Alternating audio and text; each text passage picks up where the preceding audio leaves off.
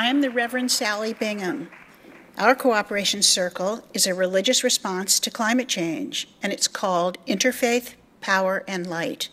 We work with congregations of all faiths across the United States, encouraging them to serve as examples to their communities. They practice conservation, use energy-efficient appliances, and wherever possible, put solar on their roofs. We have a preach-in each year and provide sample sermons for all mainstream religions. Our Cool Congregation Challenge educates individuals to make the same energy retrofits in their homes. We advocate for public policy that supports these goals.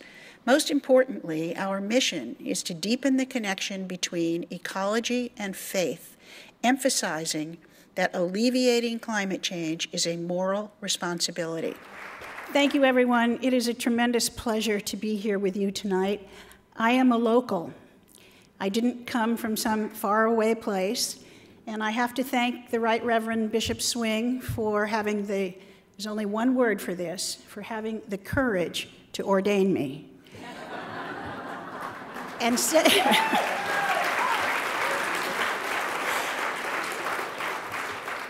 since that time, over the last 15 to 17 years, I have been working with an organization whose mission is to deepen the connection between ecology and faith.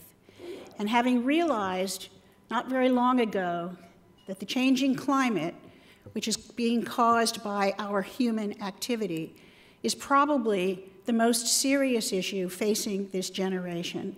And as I said in the video, this is a moral issue that every one of us has a responsibility to attain.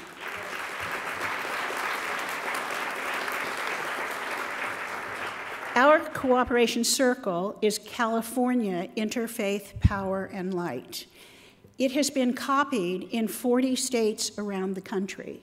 We have 15,000 congregations that have decided they can be examples to their community and to their parishioners. We ask that the congregations cut their own carbon footprint by either putting in energy-efficient appliances, practicing conservation, and certainly preaching and teaching that this creates jobs, it saves money, and it saves God's creation. And what was so interesting to me to even have this ministry begin is that I was sitting in a pew for a number of years, and for Episcopalians, you've heard this. We pray for a reverence for the earth. We say we love our neighbors as ourselves.